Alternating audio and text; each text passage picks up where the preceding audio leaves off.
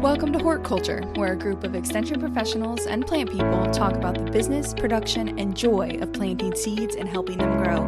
Join us as we explore the culture of horticulture. Fun fact, we listened to that intro as we get ready for the podcast, and it'll never not feel weird to hear myself do that intro. But anyways, welcome to Horticulture, y'all. I didn't hear the intro. Shut up. I promise I didn't. I promise you, I did not hear it. Oh. Well, we can add it in. We can add it in after. It's not a problem, but well, I heard it, and I usually hear it on when we record. So I don't know what that's about, but everything else looks fine, so I'm sure it's fine.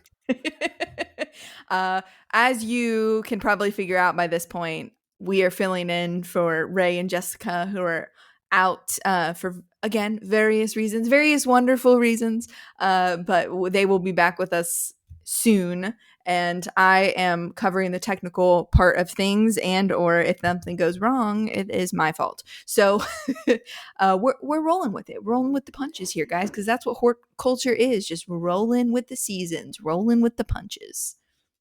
Yeah. It kind of felt like you slipped into like a sales kind of pitch energy there for a second. I've got my marketing energy today. Yeah, I can see that. Yeah. It's all about how come? What do you think that's from? I'm still just reeling on, the past season of trying to get things out the door, and I got to teach. I think I've talked about this already, but then I taught my first CCD marketing course this kind of last quarter, and that was really exciting. About? Where were you teaching it? How many people? How excited were they? Now that you've asked, I've immediately forgotten everything. But it was choosing your market. So market opportunities, markets, thinking about those markets, are you a wholesale girly or are you a retail girly? What are we talking about? And I was in Bullitt County. So shout out to Nathan. We appreciate you. And I had over 20 people, I believe. So, and they hung with me for a solid 2 hours. Bless their hearts. And they also hung out afterwards, which I think means that I did a good job because they had lots of questions after. So people tell me I have a voice for retail and a face for wholesale. I don't know what that. Because in wholesale you're a stern businessman, and you have that. You have the good businessman face. That's what it is. I see. Yeah. Not because they wanted to keep me in the back. The loading dock is where as close as we want you to get to customers. Not at all. We all know that's not true. Well, so I have a little mini hack it's not really that big of a hack, but so we recently or this past year we planted some trees, fresh new trees, and in the ground. I need to qualify that for myself, because all of my other ones are in little tiny pots, but they're in the ground.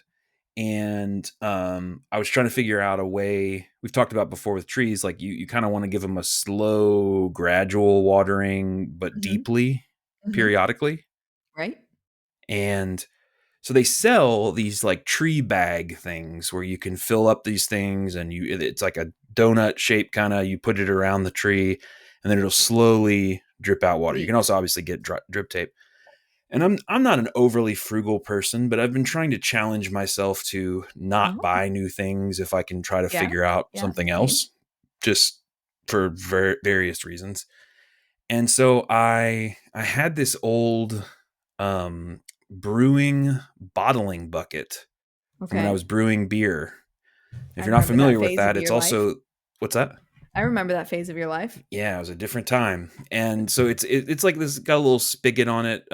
People will actually use them for a hand washing station sometimes at farmers markets for sampling or whatever. And I was like, you know what?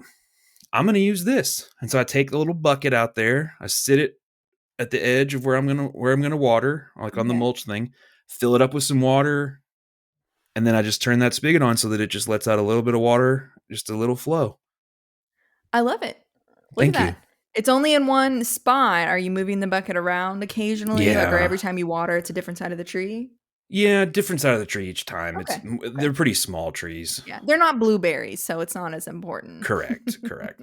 Blueberries have no root hairs, if anybody was interested. Brazilian waxed blueberry roots. That's um, one way to think about it. yeah, it's how I'm thinking about it. It's how I'm choosing to think about it. That's how we But all are going to think about it from now but, on. but yeah, I what else is I don't know if there's anything were we talking about what's going on with us right now? Were we? I was just saying like some of the things that I have been up to this past quarter, and that was one of an exciting thing with That's right. CCD That's right. that I That's have right. been up to. Yeah, yeah. And you've been now the CCD team. The rest of the CCD team has been up to something pretty cool. We've talked a little bit about, but like I feel like we should brag So a this little is we're bit just sort more. of blending our normal structure of intro and the thing. Yes, why not? Oh man, If you're Ray and watching. Jessica leave, and it's just chaos.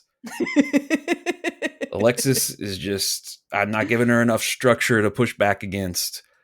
What structure? What is structure? Who Yeah, I it's just a know. concept. What did you say Time is last just a episode? concept. Something like by the book? And I was like, mm-mm. Just because you can doesn't mean you should, remember? Yeah. So we're talking. We want this episode to be a little bit of an informal reflection on the first part of the year, both the growing and weather and all that kind of fun stuff, but also a little bit about what's stuff that's coming from us from CCD, um, and maybe stuff that you're seeing right now in your plants or in Mhm. your markets that is a product of this last little period of time. Does that sound like what we talked about? Yeah. Yeah. So, yeah, it can be, a little bit of what you might be seeing in your garden, as well as, yeah, what kind of just some cool stuff and stuff we've been working on that's coming up, which Hmm. Hmm. I am finding exciting. And I'm forcing myself to find exciting because right now it's just stressful. Yeah. Yeah. Well, so you were offering I don't know what the term in improv is, but some sort of thing that I was supposed to pick up that I instead just dropped. A Yes, we segue. I have was been offering you a segue. as there's probably some cool term. If you have any improv people, just let us know. Drop it in the comments. 5 stars. Yeah, This is what you should have said. handback or something. I don't know, but the we've had a program for a number of years called Marketing for All, which is this training program for marketers. And the idea is that it kind of is 101, 201 level content. And we've been doing it since 2017 in different forms and formats. And this past year, um, my colleagues came up with the idea and have really, owned it. I had started the program originally, but they've really taken it to this next level. We did this 6-week session, and it was 2 weeks in February, all of March, and then 2 weeks in April with the same between 12 and 15 people in the same place Mhm. each week. So there was 6 sessions. They were 2 hours each across this whole 6-week window. We covered all of these different topics related to branding and marketing and some of the technical side on photography and graphic design and that kind of thing. And it was a really cool, rewarding experience. One that I know last episode we talked a little bit about how in a bouquet of peonies you're seeing something that was started as a rhizome or whatever 3 years before maybe, or a seed for other things, a seed 6 months before. In that case, it was a grant that was written in January of 2024 was what funded and then led to the. So we had those cycles in this crazy weird academic and Yeah. nonprofit world as well. But it was a really cool, a lot of hard work, a lot of energy and thought, and we have a lot of good evaluation stuff that we're going to be able to use to even improve it a little bit more. But that was a big part of our initial push. Usually, stuff kicks off for us right after or pretty close after the new year Mhm. with the fruit and vegetable conference. But we didn't have that. We didn't end up having that this year, Alexis. What ended up happening? Yeah, that big ol' ice storm came through, and we were like, "We can't ask people to drive hours and hours to a conference. That is not safe." So we pivoted hard.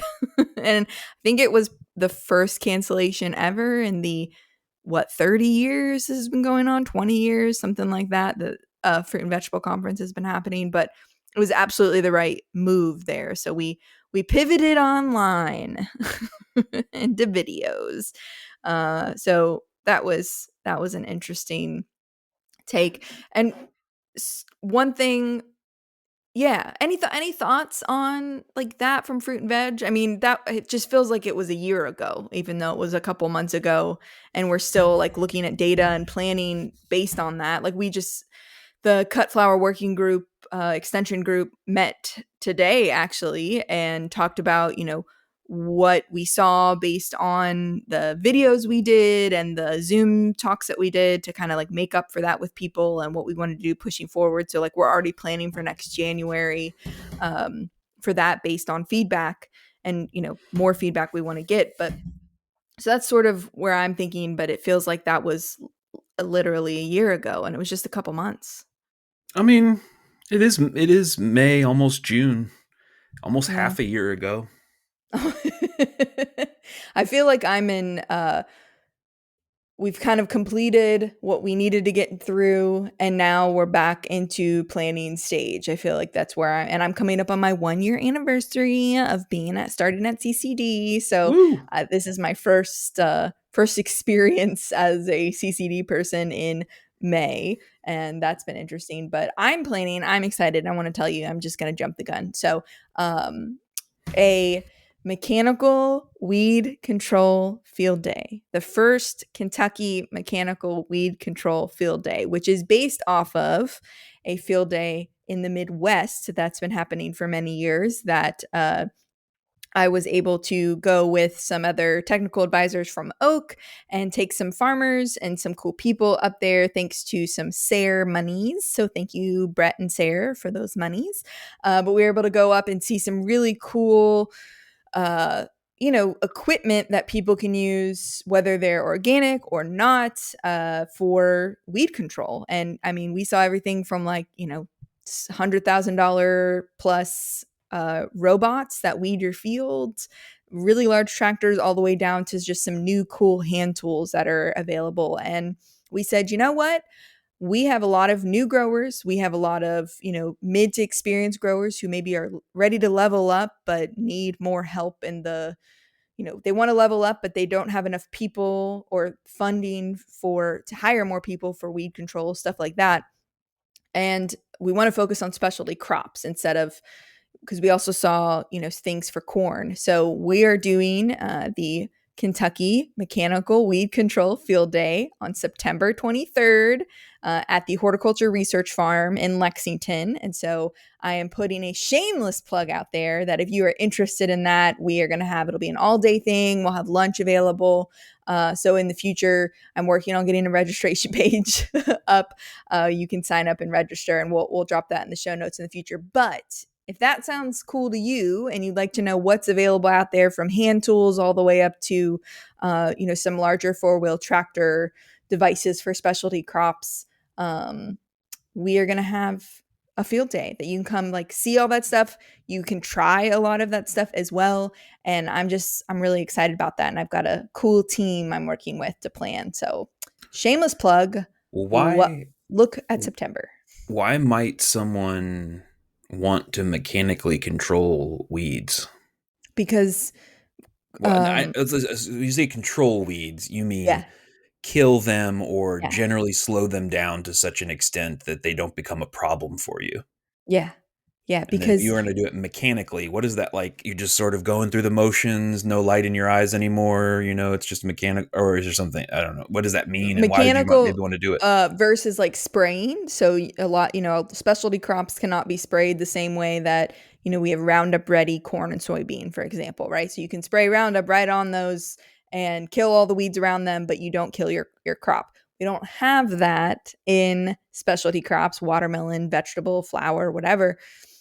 So you got to do weed control somehow. So you can use something like black plastic. You can use mulches. There's lots of different ways, but when it comes down to it, doesn't really matter what form you're using. You're going to do some sort of weed control. And in our world, I think a lot of it ends up being by hand. At least for a lot of cut flower farmers, I know a lot of it is by hand.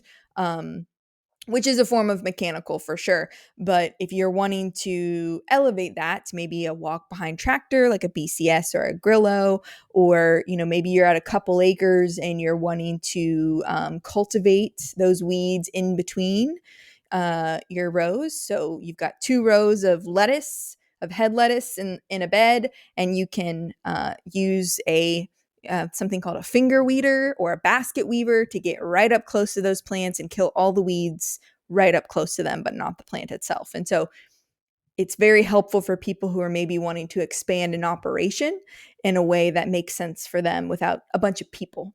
So that would be why I would recommend mechanical weed control. And again, it could be like we'll have people bringing some really cool new hose.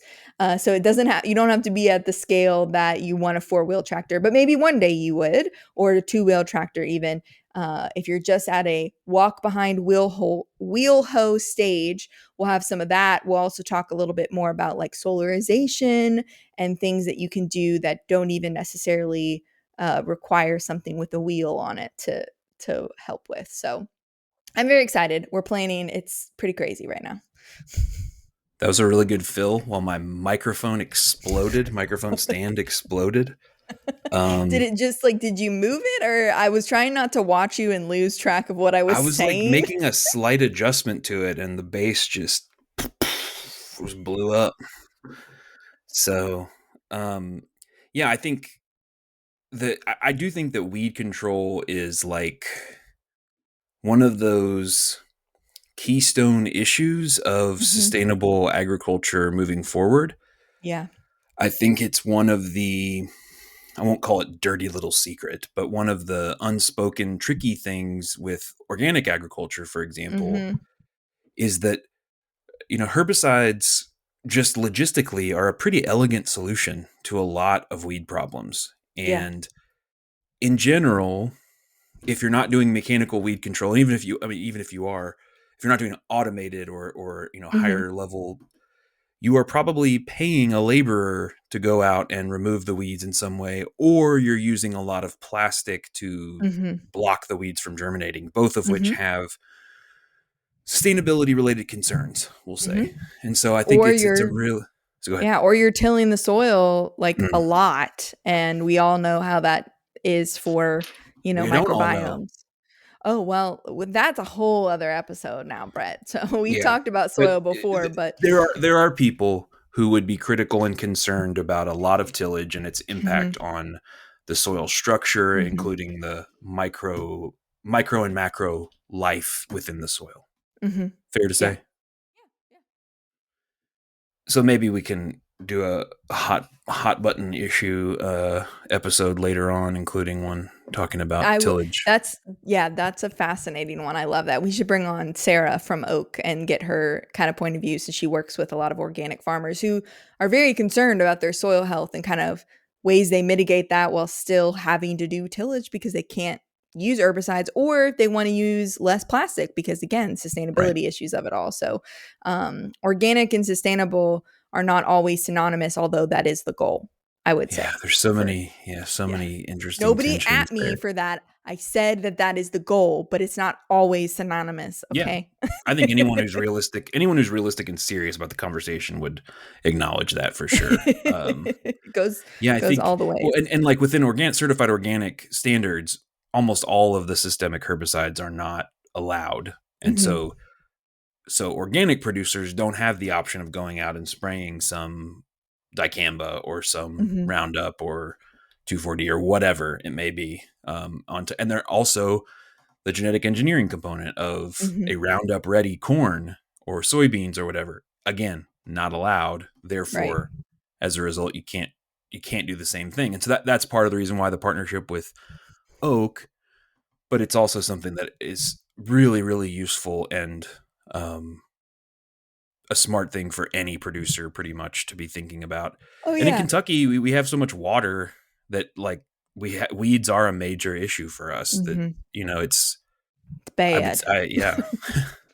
It's real bad. bad, and it comes It's up through the bad. plastic a lot of times. Like, there's Yeah. nothing worse than you lay beautiful plastic, which is a feat in itself. If anybody has ever had to or have seen, the plastic rose, and you plant everything in it, and it's looking great, and like 2 weeks later, yellow nut sedge is popping its way up through. It busts through because it's so pointy. It'll bust right through that plastic, and you just look down the row, beautiful, beautiful, and then it's like hair has just grown practically overnight in your in your plastic bed, and it is so frustrating. Mm. I don't know if you all ever had that at the farm, but that I've seen some things, Well, and it's so just so the one I believe it's the CSA fields at the organic mm, CSA fields at the farm before they became certified organic, and even before when they were used for other reasons in the past, a number of years ago, they were historically used, I believe, as the like weed control test fields. oh And so they no. would literally sow noxious weeds in that field Oh, to then test and see if herbicides or different, right. mechanisms, Which is whatever great. Like that's worked. needed research, like Yeah. by But if all you're means. talking about an area that you cannot subsequently then use herbicide on and you're trying to grow vegetables, it's a whole thing. Oh, wow. I did not know that. So, Yeah. even more props given to the CSA crew who manage it. Yeah, I Bless believe their that heart. I was told that or maybe just confirmed that by JD Green, who would know. The weed specialist, or was the The weed specialist. Yeah, He retired he was the after guy. 30 And so plus yeah, years. he was So, like, "Oh yeah, long time ago, I and used to then do this." laughed and laughed as they tried to control the weeds. Dang, JD, I didn't know. Um, yeah, so let's see. Well, this year, I mean, is 2025 is the 25th anniversary of the UKCCD, Holla! known by several different names across time. But hopefully, if you follow the Center for Crop Diversification on Facebook or on Instagram, you've seen some of the posts celebrating things or explaining some of our backstory or some of the people who used to work here. We've been doing that. We're also going to be putting together, or we have been working with our ag communications folks to put together a video. We're going to have a little bit of a party for us and some of our partners to celebrate. It's mostly for Um, us. yeah, mostly for us. So that, but that's and at the end of last year, we did in this is something where I didn't know the term in improv, but in the world of web design, they would call it a sprint, where we had everybody kind of working and pushing toward developing the new CCD website, which is launched. And so if you haven't gone on there and checked it out yet, it's ccd.uky.edu. And it's pretty awesome, if I do say so Hey, myself. what's your fit? Like a lot of it's similar. There's we didn't want to get rid of any of the things that were useful about the old format, but they were updating like the type the system that we use, Mhm. the Drupal platform, and so we We had to had to update get it a or they new. would delete Yeah. it. Yeah. But so what are you most excited about as far as any of the new stuff on that? I really love, as a person who like likes to have, information kind of quickly and at my fingertips to compare before I like do a hyper fixation on something. I really love that we pulled out some infos like specifically on the crops, but also on the markets. Kind of, I mean, crops, markets, a bunch of this stuff of just the highlight, like the elevator speech of whatever that thing was. And what I mean to say is, and we base this off of, if you had taken the Hort Biz quiz, we talk about land, labor, capital. And so, like, what crop would be right for you based on the amount of land, labor, capital that you might have. And so we sort of pulled out these highlights, and maybe that's something we can screenshot and use on the Instagram, but uh, of if you want to go look up watermelon, kind of right on that page, very simple. Hey, if you have plenty of area and blah blah blah blah blah and these types of markets, watermelon is for you. And so before you spend a lot of time looking into the budgeting of it and all of the things that go along with watermelon, you can see up front, you know if you have enough land labor capital for something like watermelon, as well as like some disadvantages of it, how much space it takes up or the markets that you have to hit for it. If you like Asian vegetables is a great one that we have some info on. And, one of the things we say is if you're not in a very like urban diverse market, sales can be hard for something like that. And so, right up front, oh, well, I live in a rural area. So maybe that's not the crop for me. And so I just like that we had done something like that personally from the way I've used the site in the past. Yeah, I There's a really lot of like cool things, but that yeah, one I really comes to like the mind. way that like the new dynamic content has been working. Mhm. So we have these like I guess we call them news stories. Mhm. They're kind of like a blend. Some of it's news, some of it is almost like a blog post. Sometimes it's just featuring a particular resource, or it's something along those lines, and then those come together to form a newsletter. But it just allows it to me. It feels like a much more modern Mm. approach to updates and information. In that we still have our newsletter that you can sign up for to get every month via email, and you can still follow us on social media and get updates there. You can go to the site and you can see the stuff there. And all three of those work together to Mhm. share information in a way that it's like we tell people to do this for their businesses. And Yeah. now we are actually doing the thing that we say, which feels nice. Yeah.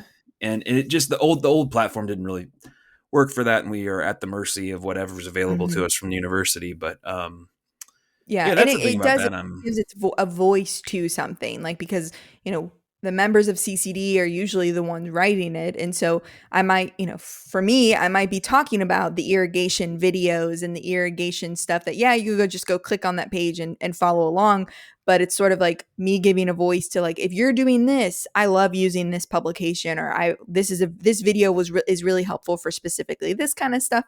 Um, and an occasional cute picture of my dog might pop up as part of the irrigation photo, so or the cover crop photo or whatever it is. But yeah, I like that it feels a little bit more in tune with that we work with people, and we talk to people, and I feel like it talks to people better.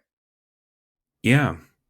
Well, in I guess in January or February, we did this. That's conference season. There's a lot of different conferences Hmm. we were at. We went to the Oak Conference and did a really cool presentation with um, Chelsea from High Five and Kayla Hmm. from the Kentucky Flower Market about visual merchandising approaches and just kind Hmm. of for the real world. That was really cool and fun. And then maybe about a month later, a little more than a month later, we went to the Kentucky Extension Conference. Oh yeah, we That was did. the Showed up second and one, showed I think. out.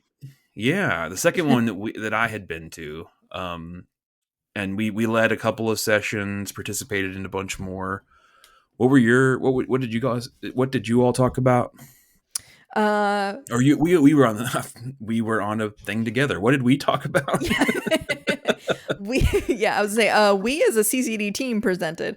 So the CCD team talked about ways that we are planning to fit with agents to basically better support them in the county so they can support their growers like boots on the ground. So just you know what we can do to help them further their knowledge and their programming, and ways that we can fit into just kind of like help out, like think like that market ready you talked about, ways that this can fit into their plans of work, and how they can provide that and how to get in contact with us. So uh, it was more of talking about how extension works sort of as a whole and specifically CCD, but how that gets back to the people from from campus and back to the people on actually doing the work. And so that's what we talked about. And then Savannah has been on an episode before, and she's a member of our CCD team.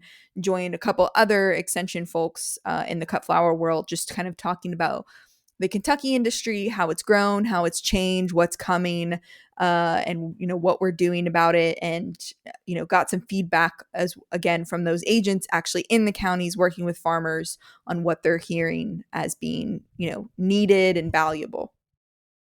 So that was pretty cool. There was a bunch of really great sessions. I did feel pretty motivated after hearing some of the other things that people are doing. Uh, just the great work that is out there to support and how we can work together. That was good. So as far as we work supporting a culture and an industry and a communities that work with plants, most of which live outside, Yeah. and as a result, they and we are beholden to the weather. How would you comment on 2025 weather wise, like for our grower community? Yeah. Um, Well, yeah. I can tell you, I had a talk with a commercial grower today about botrytis, which is a disease that hits. It's a fungal disease that we tend to see in high tunnels because it likes humidity and it likes wet, but we're seeing it everywhere, outside, inside, and at times of year that we don't normally see it too bad. And that's because it's been a very wet spring and it's been a cooler spring than normal. I guess maybe not normal. I have said in the past, it was a very respectable spring. And it was, but the part about it was that we did have so much weather so consistently. It was like every day it rained, and it rained a lot. And so a lot of things were flooded. People had fresh crops in the ground, they got washed away, or they rotted, or if they were something that's been in, uh, they all got disease or are getting disease problems. And so we're kind of seeing that the end of that because it's starting to warm up, and a lot of diseases actually thrive in a little bit of those slightly cooler temperatures. So kind of in the 70s is where they really really thrive. So yeah, I would say that if you have been to the farmers market and you're wondering why something hasn't been available, or maybe doesn't look the way it normally does, the weather was actually not as cooperative from a mostly from a precipitation factor this year as it normally is. Yeah, and for some folks, well within our state and Hmm. within our listening radius, which is the entire world. Duh. But for some people, like to say that it's been wet is an Understatement. understatement. Like Yeah. we had some historic flooding in Yeah. areas in Frankfurt and some places in Eastern Kentucky, and Eastern Yeah. Kentucky continues to have these kind of cycles of flooding and issues there. So like, yeah, I would say rain has been a big part of the Mhm. spring story. I think last winter to me was quite cold, and we had like Mhm. it got colder earlier, and Mhm. but on the flip side, this spring, with the exception of a couple of days in April, we didn't really have a lot of bad cold late. Yeah, it wasn't like the wild temperature swings that we tend to see where it's like 85 degrees one day and then it drops to, 40 the next day, which I'm not exaggerating. For those of you who live in Kentucky, know I'm Right. not exaggerating. But if you're not from here, that is a legit thing that happens in spring. Which is really hard on some of those spring crops. And it's hard on the growers because they're having to harvest really fast if they even are able to harvest everything. And then, yeah, it's wild. And we've talked about apples and just the cycle is weird. But yeah, it was a little bit more consistent. Like it just kind of stayed cool. And we're just getting a kind of a more gradual warm up, which has been nice. But yeah, I would say you're going to in your garden, like if you've had anything in the spring, it could be even be your bedding plants, some of your perennial plants. You're going, if you haven't already, you might start to see some signs, not signs, symptoms of disease pressure, because that they've already taken part. They're probably going dormant once it gets too warm. They shut those diseases, a lot of them, not all, but a lot of them will shut down. And so, but you're going to see the damage and you're going to see it kind of later. And so often there's nothing you can do about it at that time. You gotta, it's a preventative type thing. So that's just kind of to warn you that it's out there and it's happening. Some of those spring things might lose a lot of their leaves, before July. So don't panic. Yeah. It's probably going to be okay. And in some, like, with a year like this year, especially in some places, there's almost nothing you could have done anyway. Mm-mm. Like because it's just so All the much water rain. so frequently that anything you're putting on that's protective, other than moving it inside, Yeah. you're Literally not really going shielding to it. keep it, and with like dehumidifiers pulling the moisture Exactly. out of Yeah. the air. Yeah. Um, and so it's just one of those things that happens, and I can say there's certain areas of the state where they didn't get hit as hard with rain Mm-hmm. and stuff and other Mm-hmm. issues, and they're on track with their CSAs and their farmers markets, Yeah. and then places where, and it's it's just one of those unfortunate like nuances where it's like, oh, our CSA is behind, yours is, then theirs is already going. Well, it The was just a pocket of different storms just didn't hit them. different Like, set of circumstances that yeah. went on. But Or the yeah, hail didn't hit them. um any other reflections so far on, I mean, so we had a Mm, couple of uh conversation, round table conversations with some growers about mm-hmm. rising costs, and particularly about tariffs and the way that may or Yeah. may not impact their businesses. And I think a lot of what I heard was we're not really sure how it's going to play out necessarily, but one of the things people are, concerned about are the rising costs of inputs and how Yeah. that could particularly for into the fall and into next year affect it. And it's interesting because things like peat and cocoa coir, there's not really like a domestic source for that. And so, Yeah. like, I by mean, definition, they're an internationally traded product, right.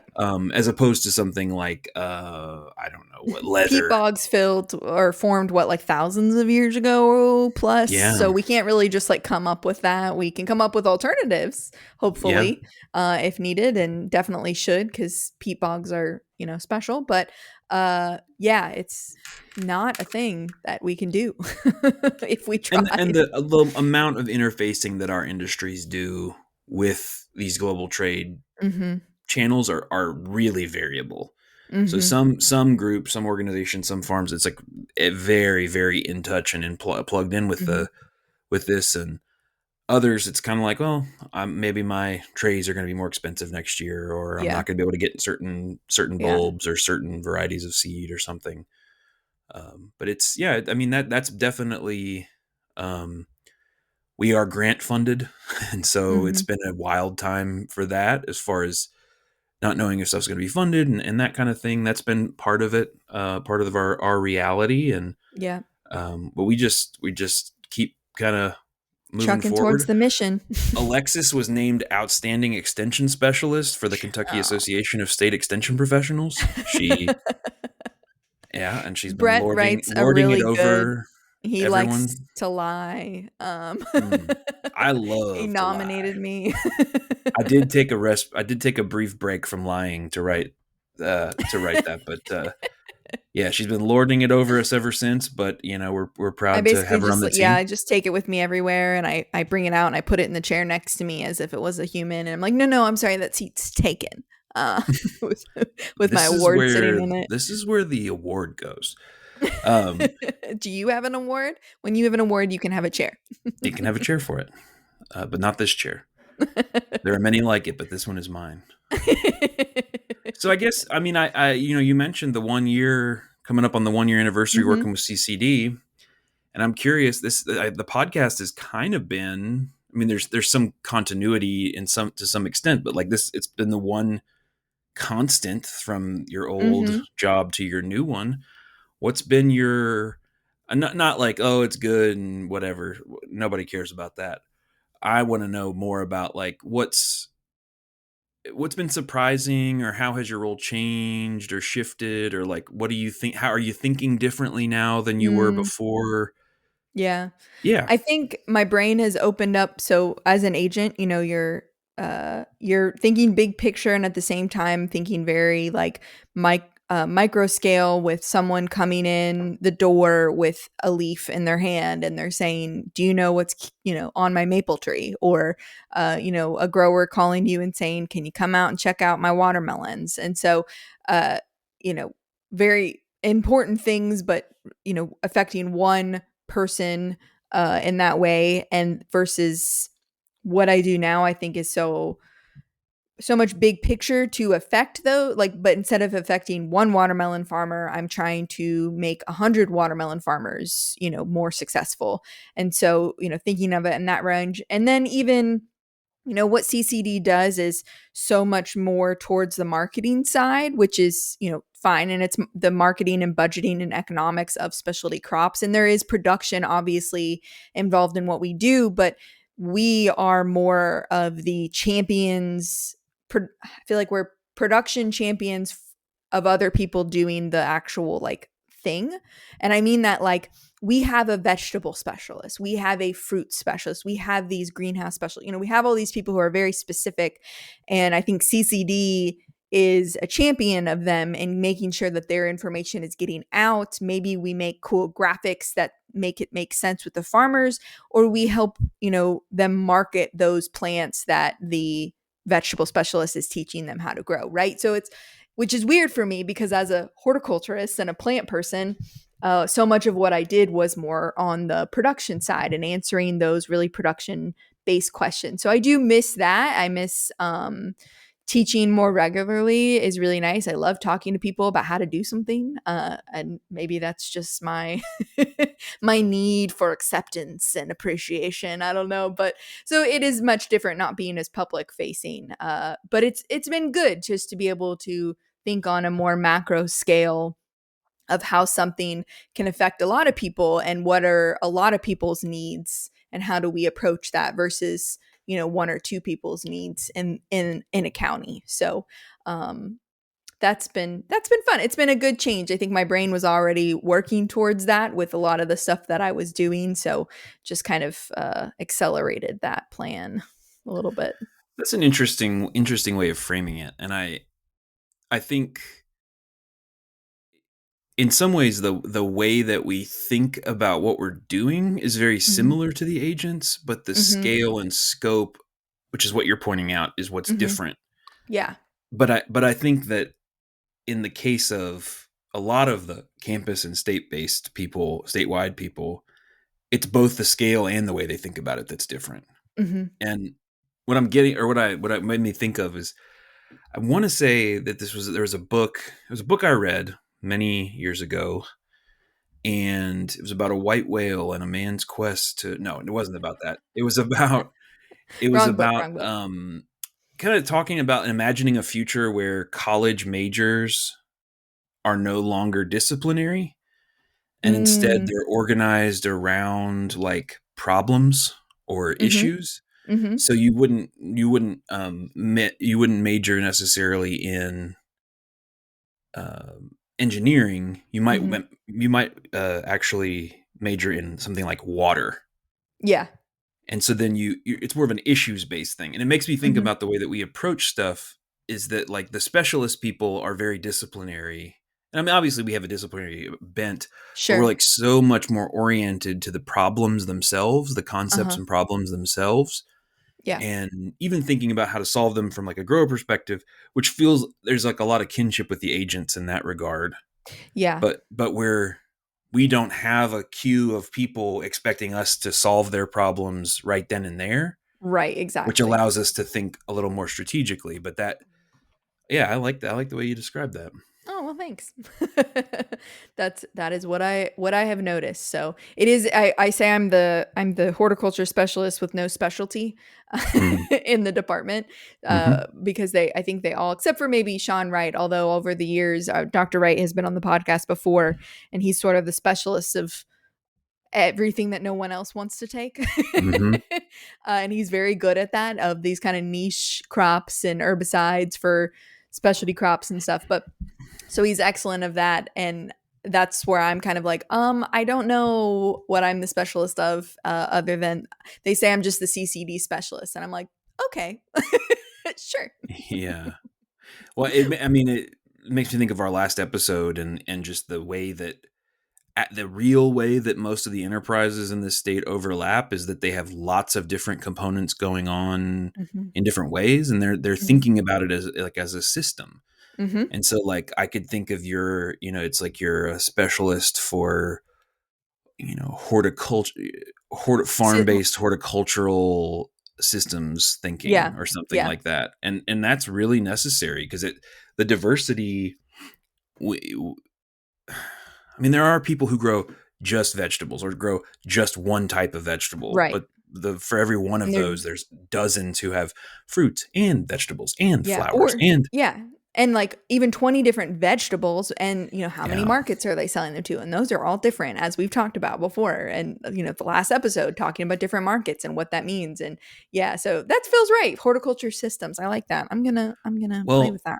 and I'll say it has just been really wonderful to have you, specifically the person here, and to have someone who knows so much about horticulture and has so much expertise in these various systems and connections, and but also grounded experience with the work in extension too. It's just been cool, and that's why everybody everywhere is putting your face all over their news things. And she's been on like 12 different university videos, and there's like this thing I look up and there's Alexis with sunflowers on like the splash on the president's email or something. I'm like, fine then, Right cool. right time, right place, man. Just, Yeah, we'll go with that. No, it's been fun.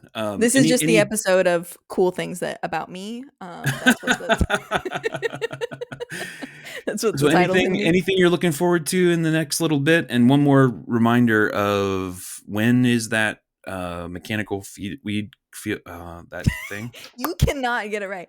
Mechanical Weed Control Field Day, September 23rd. When we have registration up, we'll start posting that and making that available so you can click and join us. And that's Uh, open to pre-registered members of the public. any public technical advisors, if you're someone who helps farmers decide equipment and you want to know what's out there, so we'll have various equipment. We'll have some exhibit, like them coming in and bringing in some cool tractors and from Tillmore and Earth Tools and all these different places to show off some cool new stuff, or just maybe you've never seen a rotary plow work and you want to see it in action.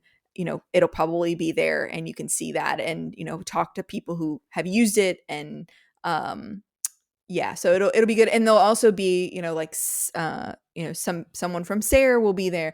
It'll probably be Brett, but in theory it might be somebody else. CCD will be there. There'll be also some like educational people, so if you've ever wanted to kind of talk to them, maybe talk about a resource or ask some questions, they'll be there, and some of our specialists will be there as well. So it's pretty much There will be anything and Brett everything. and also educational people.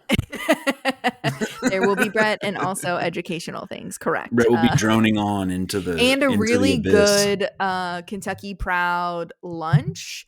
And I Mm. say Kentucky Proud just means that our Food Connection, University of Kentucky Food Connection, who Local lunch, baby. will be providing a lunch from local growers because they're wonderful. And And Chef it'll be Tanya, in the best produce time of year, yep, September. yep, yep, we're gonna nail it. So I'm excited. sign up for that. And right now I'm just looking forward to getting, I don't want to say getting through those things because it makes it sound like it's not positive, but like getting those under my belt because they're just such a big part of what I'm doing, so that I can move on to another item that like I'm excited about working on, which is great. Like to know that you have more cool things that you can work on, like one after the other, is a good Hmm. thing to know. Beware the Keeps you sophomore motivated. slump, though. You hit that first hit, and then people expect you to have more hits. I mean, who are you talking to? Hit after Oh, hit after hit. wow. Wow. All I do is win. Win, no matter what. Wow. It's gonna be great. It's fun. It's gonna be, everything's fine. Everything's great. It's gonna be great. Alexis, we really do need to help get you some self-esteem and confidence. I don't know what you're gonna. What We is need to work on imposter that. syndrome? I don't have that. I got just poster syndrome. all, all I do is win, but Damn. except when I I like have to that. drive my car by myself and I'm alone with my thoughts, then I am not winning. And if that is also Okay. you, felt. That is also you, dear I listener. actually I like that. I like being You alone with like my being alone thoughts. with your thoughts? It's because Yeah. you're like a deep, thoughtful, kind human, and it's what I love about you, Brett. Yeah, maybe. Maybe I just love my own the sound of my own voice in my head. Could also be that, and that's fair too. Voice for You, retail, you three. face for wholesale. Well, anything you're excited for, Brett? Before as we kind of like finish this up, Well, want the mainly people to excited for know. all of the leaves to fall off my spring things that are now diseased, and just waiting for the countdown for that to happen. Yeah, yeah. I don't know. Rake those babies up. This cycle. I feel like every year now, over the last maybe 5 or 10 years, I've gotten more. I think more in touch with the like cycles of plants and seasonality, Mm-hmm. and aside from like the gardening seasonality, but like the natural world and the cultivated landscaped world, and just another round through that is really exciting. I've been enjoying watching all the different pines extend their candles and prepare for new needles. And Mm-hmm. we took a little walk around the arboretum a couple weeks ago. At this point, yeah, it was. I'm Arboretum just was nice. Yeah. I'm really looking forward to those things. In addition to just seeing all of this work that you and our other CCD team members have, and me have put into. I guess I am other CCD team member, but I refer to myself in the third person. Um, See all that come to fruition and be able to celebrate 25 years and celebrate this really cool, needed, and grounded field day that the Mm-hmm. people went on the Midwest version of it last year were so stoked about. And just to hear them, how excited they are to see that happening in Kentucky and us leading in this area. I'm excited for Yeah. that too. I'm excited to celebrate the people who also got us to this point, like the Mm, person, like my predecessor, Christy, and, was in it from the get go. She was the CCD, or the New Crops Opportunity Center. And then it was her and Brett, and so to really celebrate and acknowledge the fact that none of this would be happening without, those people is, I think, super special. And, uh, I'm just happy that they're gonna get hopefully a little bit of recognition and also some good food. So mm, win there. But awesome. Well, you can find us on Instagram at Horticulture Podcasts. And, we try and post fairly regularly, give you tips. We also share what some of our cool partners that are out there. So if you're wanting, you'll just get some tips and tricks from that. You can also shoot us an email that is in the show notes. And you can leave us 5 stars, and we will have our other co-host back with us, so you don't have to listen to Brett and I just like riff on things that we enjoy, if you don't want to anymore, because we can have Ray on to also do that, and Jessica. But Jessica will be back with us at a little bit longer later of a date. Don't worry, she's coming back. We love her so much.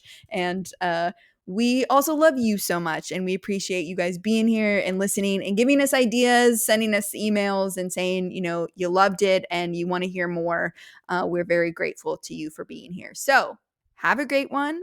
Go plant something and, touch some grass. See y'all.